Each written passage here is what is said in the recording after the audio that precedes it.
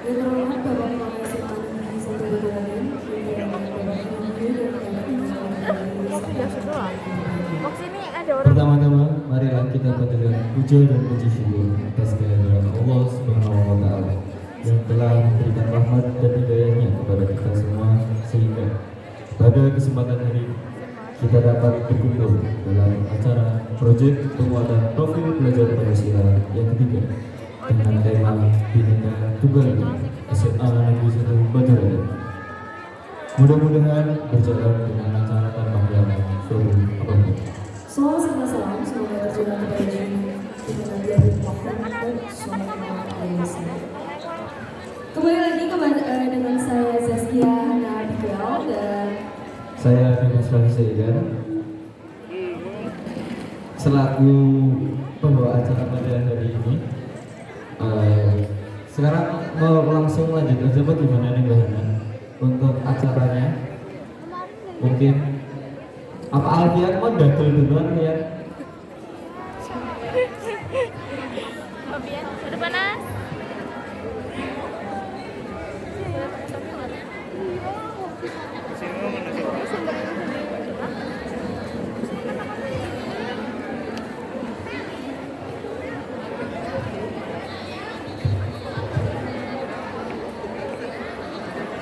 mari kita sambut penampilan pertama dengan judul Suka Kalimantan, Gak Suka Mantan dengan bimbingan Budaya Rodabulan Bapak Khalid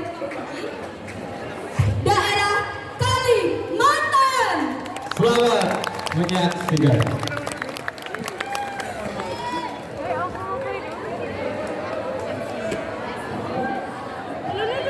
Assalamualaikum warahmatullahi wabarakatuh.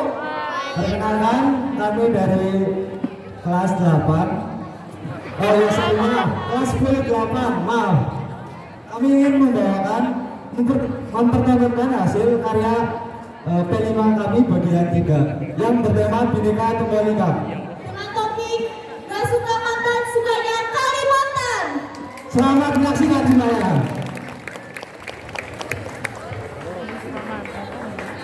Siapa yang suka mantan? Terus dong. Mantan. Kalau masih suka ya kenapa jadi mantan? Iya betul. Dia kan bisa jadi Gak suka itu setelah gimana? kayu tetap deh. Ya kalau suka ya jadi mantan. Kalau masih suka ya jadi mantan. Betul juga. Bukan kami. Nggak makan ya?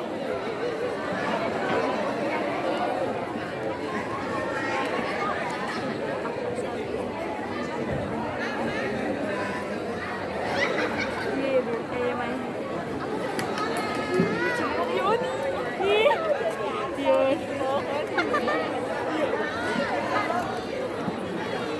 Ya kita di sini aja.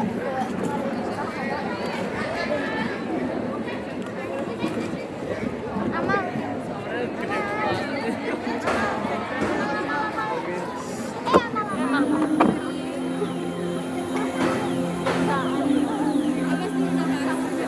Kita nggak di sana.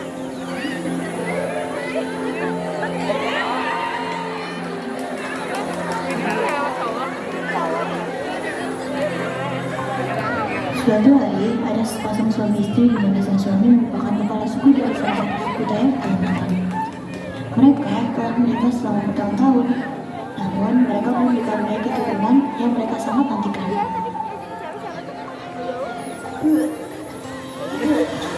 Kenapa sih akhir-akhir ini kamu mau terus dek? Aku juga nggak tahu bang. Aku mau naikin tadi dulu ya sebentar. Setelah itu pun, Aren menghampiri Jata untuk memanggilkan tabib. Jatah, tolong bagian tabib ya. Oke Tuan, siap laksanakan. Aren pun kembali menghampiri istrinya yang sedang di dalam rumah. Aku sudah panggilin tabib. Tunggu sebentar ya dek. Ketika Jata sampai di rumah tabib, Jata pun meminta tolong kepada tabib itu untuk memeriksa istri ketua suku. Tabib. Ketika Jata merasa tidak ada tabib di dalam rumah, Jata pun mencari tabib tabib di sekeliling rumahnya. Tabib, di sini kamu rupanya. Jata, ada apa? Itu istri kepala suku sakit, kau disuruh untuk memeriksanya. Hah? Sakit apa? Kurang tahu, saya cuma disuruh untuk memanggilmu. Oh, oke. Ayo. Mereka berdua pun bergegas menuju ke rumah ketua suku. Ketika Arai sedang memijat Danum, Jata dan tabib pun datang. Bentar adek, apa panggilkan tabib dulu? Sudah saya panggil tabibnya, Tuan. Iya, terima kasih ya. Saya pergi dulu ya, Tuan. Iya, mari masuk dulu Bib. Arai pun kembali menghampiri istrinya bersama tabib tersebut. Assalamualaikum. Ada apa ini? Akhir-akhir ini istri saya sangat sensitif. Kira-kira istri saya kenapa ya? Oh, kamu nanya istri kamu kenapa? Biar saya periksa dulu ya. Ya udah, saya tinggal dulu ya. Maaf ya. Ada apa dengan saya? Tuhan pun keluar dari rumah dan menghampiri kepala suku. Selamat ya, istri Tuan sudah berbadan 2. Alhamdulillah, akhirnya. Ketika Dayan berada di jalan menuju ke rumahnya, ia bertemu dengan tabib bernama Hanja. Dayan, dari mana kamu? Itu dari rumah kepala suku. Oh, Kau habis dari mana? Kenapa bawa barang-barang itu? ini habis ngeladang di dekat situ. Oh, oke lah, balik dulu ya. Oke, hati-hati ya. Dan mereka berdua pun melanjutkan perjalanan masing-masing. Keesokan harinya, Arai dan Hanja pergi ke ladang.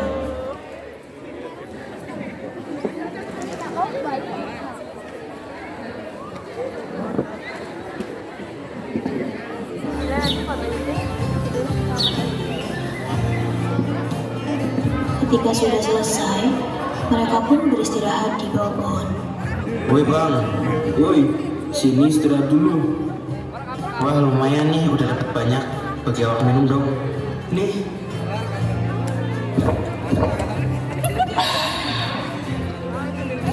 Oh iya, kemarin aku ketemu tabib tuh. Katanya dari rumah kamu ada orang rumah yang sakit kah? oh, nggak ada yang sakit. Istri aku lagi mengandung 3 minggu. Alhamdulillah, akhirnya kabar yang ditunggu-tunggu terdengar juga ya. Iya, aku pulang dulu ya bang. Iya, hati-hati ya. Setelah 9 bulan kemudian, ketika Danum sedang menyapu di pekarangan rumah, Arai menghampiri Danum. Lagi matang di perantau gitu. Iya. Lalu mengajaknya pergi ke tabib.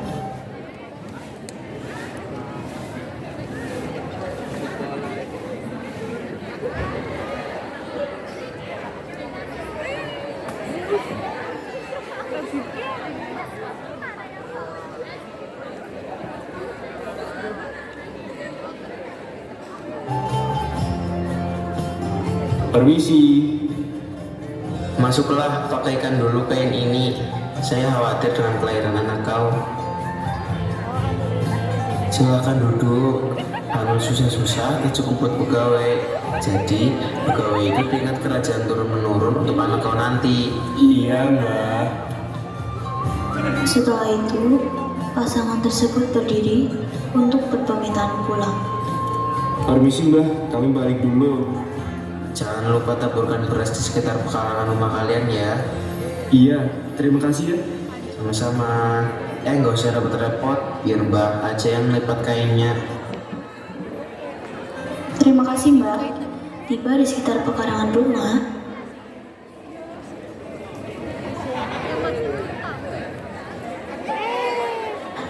Arai langsung melampirkan beras sesuai dengan perintah tabib.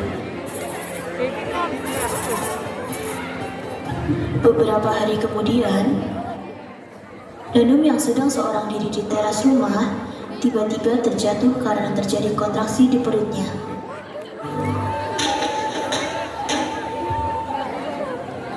Arai selaku suaminya langsung bergegas menghampiri dan membantu Danu. Ia merintis kesakitan sambil memegangi perutnya. Arai pun membawa Danu ke dalam rumah lalu membaringkannya di atas kasur. Oh ya bingungnya kalau mau cewek. Abang bayarkan tabung dulu sebentar.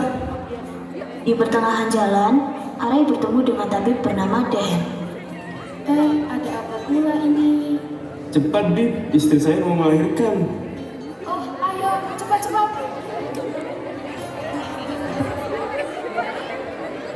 Permisi. Maaf, agak lama tidak. Tenang, tarik nafas. Tenang ya, jawabannya.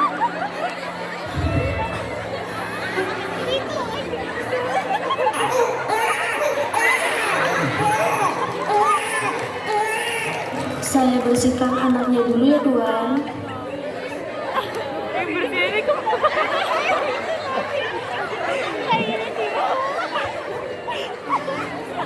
Beberapa hari kemudian, Danum yang sedang menggendong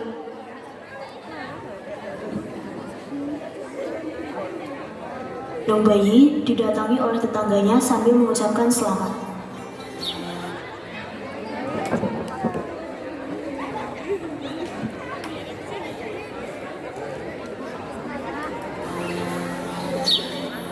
Danu, anaknya sudah lahir. Selamat ya. Jangan lupa datang ya nanti, beritahu warga yang lainnya. Baiklah. Tanti dan teman-temannya sedang berjalan bersama sambil berbincang soal kelahiran bayi Danu. Kalian tahu tidak? Apaan tuh? Istri kepala suku sudah melahirkan. Nanti kita diminta untuk berkunjung ke rumahnya. Wah, kabar yang sangat bagus. Nanti kita berangkat bersama ya. Oke. Arai dan Danu menikmati lingkungan sekitar dengan Danu menggendong bayinya.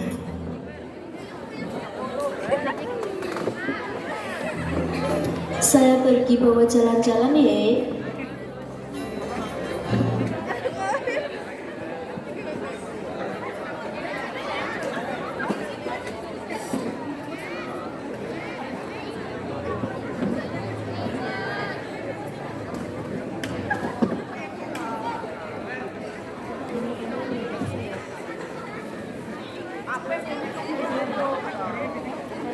Berjemur dulu kau ya nak. Cantiknya istri abang ini. Bisa tolong ambilkan baju abang? Sebentar ya. Nih bang. Bagus ya, Dek. Bagus lah bang. Abang coba ya. Abang sudah selesai belum? Adek bantu ya. Bentar ya, Dek. Abang lihat kawan-kawan abang dulu. Ya bang. Oh ya, Dek. Mana kan kepala abang ya? Bentar ya bang, ada ambilkan dulu. Hanjak pun tiba di rumah Arai. Permisi. Silahkan. Tanti dan teman-temannya berjalan menemui Arai dan Hanjak. Permisi Tuan. Kalian dengarlah dulu. Baik Tuan.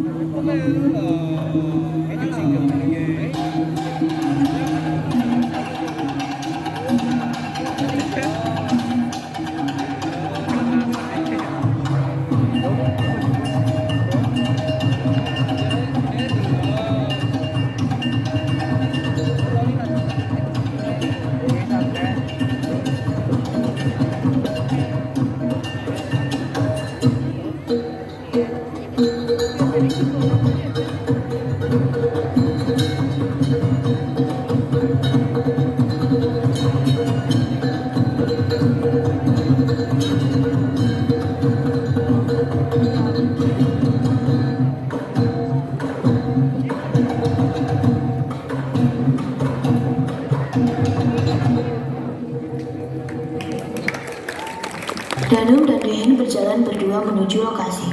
Sampai di tempat, Danum menyerahkan bayinya kepada Arai. Acara pun dimulai.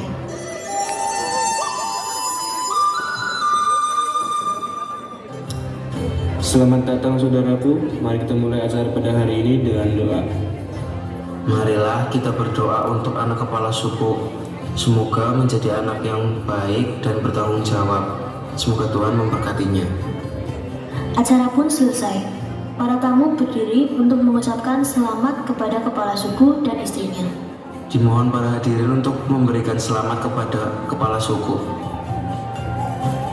Dahau merupakan upacara adat pemberian nama anak di Kalimantan Timur. Namun, upacara ini biasanya digelar oleh keluarga keturunan bangsawan atau keluarga mampu yang terpandang di wilayah tempat tinggal. Terima kasih saudaraku sudah hadir di acara ini. Maka dari itu, saya beri nama anak kami, Darmi.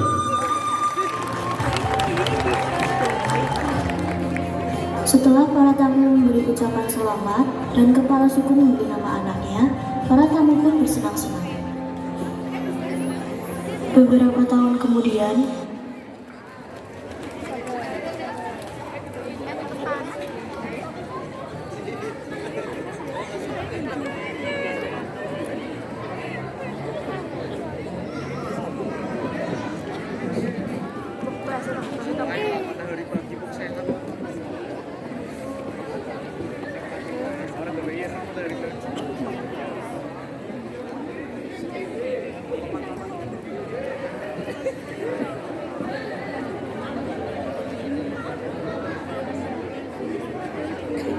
kepala suku sakit-sakitan dan akhirnya meninggal. Keluarga bangsawan tersebut mengalami masalah ekonomi sehingga keluarga itu menjadi rakyat jelata. Hiduplah seorang ibu yang bernama Danum dan putrinya yang bernama Darmi. Ayah Darmi telah lama meninggal. Dahulu mereka hidup berkecukupan, namun setelah ayahnya meninggal, ibu Darmi harus bekerja keras di ladang demi hidup mereka. Darmi belum bisa menerima kenyataan tersebut. Darmi, bisakah kamu masak hari ini, nak? Ikuti.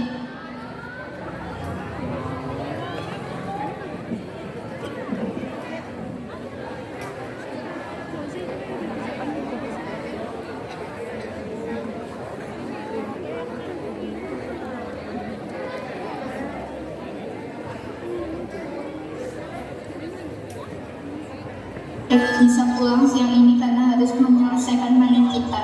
Jika sudah selesai memasak, maukah mengantarnya ke ladang untuk ibu? Darmi yang sedang menyisir rambutnya yang indah pun terkejut. Tidak mau, Bu. Jika aku memasak, rambutku bisa bau tungku, Bu. Aku kan habis keramas. Lalu jika aku mengantar makanan ke ladang, nanti kulitku jadi hitam. Aku kan habis lumuran. Ibu Darmi yang mendengar jawaban tersebut hanya bisa menggelengkan kepalanya dengan sedih.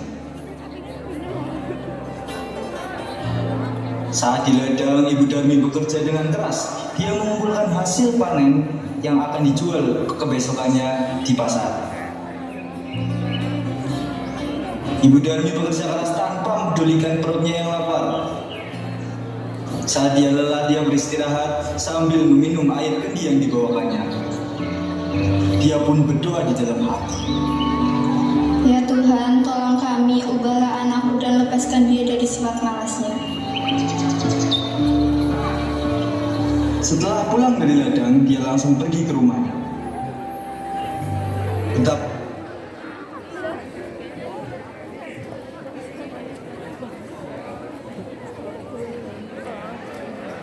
Betapa terkejutnya, di sana tidak ada makanan yang bisa untuk dimakan.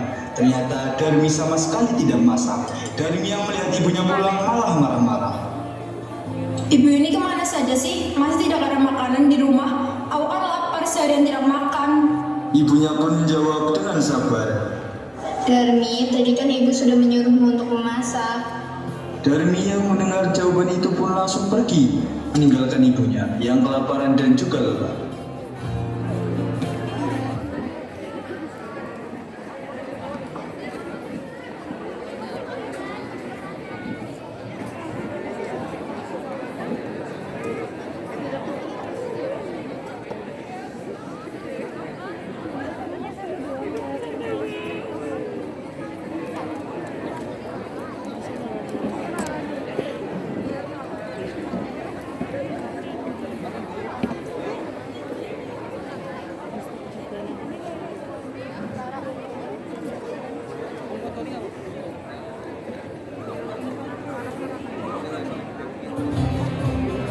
Keesokan harinya, Ibu Darmi sudah bersiap dengan hasil panennya. Dia akan pergi ke pasar. Darmi, ikutlah ibu ke pasar, nak. Ibu membutuhkanmu untuk membawa hasil ladang kita. Tidak mau, Bu. Nanti kulitku kotor, apalagi pasar kan becek.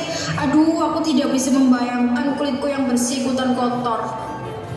Akhirnya, ibu pergi ke pasar sendiri dengan membawa hasil ladang itu. Sorenya Ibu Darmi membawa uang hasil panen. Tidak terlalu banyak, tapi cukup untuk membeli kebutuhan beberapa hari. Darmi yang melihat ibunya sedang menghitung uang segera mendekati ibunya. Bu, pedangku habis, tolong belikan dong, Bu. Iya, ibu belikan, tapi kamu harus ikut supaya ibu tidak salah beli. Akhirnya, Darmi dengan terpaksa ikut ibunya ke pasar dengan menggunakan payung. Tapi dia berbisik kepada ibunya. Bu, nanti kita jalannya jangan berdampingan. Ibu di belakangku saja. Mendengar hal itu, ibunya pun langsung bertanya. Kenapa, Darmi?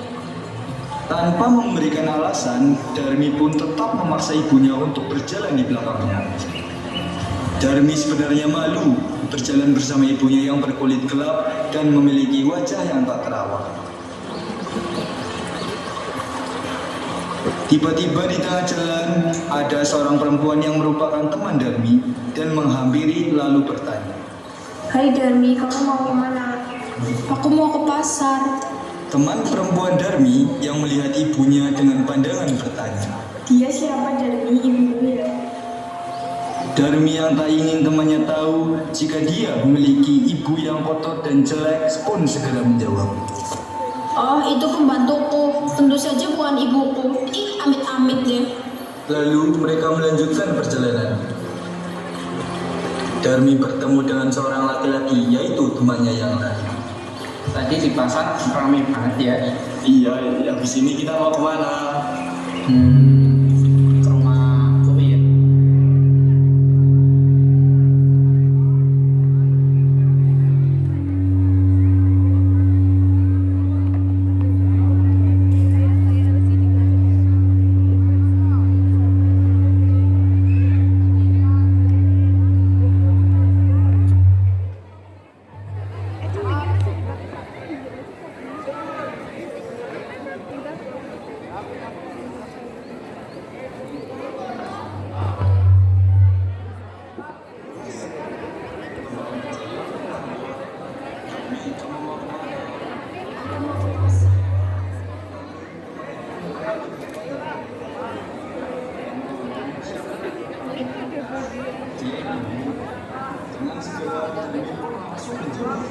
Bukan, dia bukan ibuku, tetapi pembantuku. Sungguh hati Ibu Darmi semakin sedih melihat anaknya yang begitu tega mengakui dirinya sebagai pembantu. Namun, sekuat tenaga dia berusaha menahannya. Sampailah Darmi dan ibunya di pasar. Saat mereka akan memasuki pasar, lagi-lagi dia bertemu dengan temannya yang lain. Dan temannya pun lalu bertanya. Darmi, tumben kamu ke pasar? Iya, aku mau membeli beli sesuatu. Kamu sekarang kamu bisa aja jika kamu ingin cantik seperti aku, kamu harus setiap hari luluran. Jangan lupa dada juga. Iya, siapa ya ibumu? Dia bukan ibuku, tetapi pembantuku. Setelah bertemu temannya, Darmi dan ibunya melanjutkan perjalanan ke pasar. Sampailah di sana, Darmi melihat dan membeli barang-barang yang dijual di pasar ini. Sampailah Darmi dan ibunya ke tempat penjual. Bu, saya mau cari bedak yang kualitasnya baik dan mahal. Darmi, jangan beli yang mahal. Udah diem deh, ibu diem aja. Awas sana-sana, jangan deket-deket Darmi. Nona, jangan begitu kepada ibu Nona. Bukan bu, dia bukan ibu saya, itu pembantu saya. Oh, pembantunya. Iya bu, pembantu saya. Ya udah, saya mau beli ini ya. Berapa bu? 20.000 aja. Ini ya bu, makasih ya. Datang lagi ya Mbak. Dalam perjalanan pulang, Darmi marah karena ada barang yang tidak terlihat. Bu, ibu ini bagaimana sih? Darmi kan ingin tas terbaru. Tadi masa ibu menolak membelikan? Darmi sudah terlalu banyak barang yang sudah kamu beli. Ibu sudah tidak cukup lagi. Halah, alasan kalau Darmi mau ibu harus membelikan dong. Tidak usah beralasan uang habis. Lalu tadi ibu sebelum berangkat dari rumah kan sudah bilang ibu jangan dekat-dekat Darmi. Darmi itu malu bu, malu. Masa ya Darmi punya ibu yang kayak gini, berkulit hitam, tidak terawat. Lalu ibu tahu tidak, dengan permainan ibu yang seperti ini, ibu itu macam pembantu. Ibu Darmi tak kuasa menahan air matanya. Dia sudah tidak kuat lagi dengan apa yang dikatakan oleh anaknya itu. Maka dia pun berdoa di dalam hati. Ya Tuhan, hamba sudah tidak kuat lagi dengan sikap anak hamba. Tolong hukum lagi agar menjadi cewek. Setelah selesai berdoa, tiba-tiba Darmi menjadi. Ibu, kenapa aku? Ada apa dengan kakiku? Kenapa tidak bisa digerakkan lagi? Sedikit demi sedikit, Darmi pun menjadi batu. Ibunya pun menangis pilu. Maafkan ibunya, ini semua karena kelaparan yang tidak ibu. Bu, ampun. Darmi tidak akan mengulanginya lagi. Kemudian Darmi pun menangis dan merintih kesakitan sambil meminta ampunan kepada ibunya. Sayang, semua tak bisa kembali. Darmi pun tetap menjadi batu. Dia harus menanggung hukuman atas apa yang dia lakukan kepada ibunya, yang sudah merawat, menjaganya hingga dia besar. Batu Darmi itu lalu dipindahkan oleh orang-orang dan disandarkan di tebing. Hingga sekarang, batu itu masih ada di Kalimantan Barat dan dinamakan Batu Menangis. Dari cerita rakyat Batu Menangis, kita semua dapat mengambil pelajaran bahwa kita sebagai seorang anak hendaknya harus berbakti kepada kedua orang tua kita, yaitu ibu yang telah mengandung, melahirkan, dan merawat kita dengan penuh kasih sayang. Seperti apapun rupa orang tua kita, maupun miskin, maupun kaya, mereka tetaplah merupakan orang tua yang harus kita hormati dan sayangi. Dan kita juga harus merawat orang tua kita dengan sepenuh hati agar kita mendapatkan keberkahan di dalam hidup.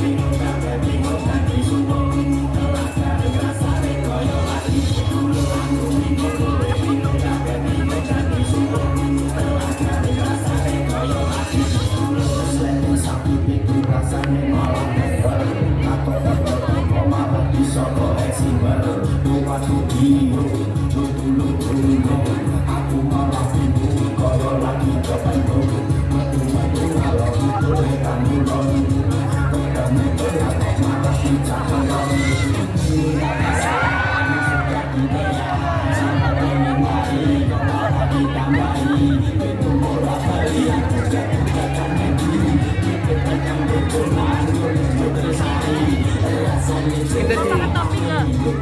Sana sudah sambung. Buat kandidat ini, Ulfi minta di rekam mainnya habis ini. Ambil di tas Din. Bapak, Pak, yang ada oranye putih.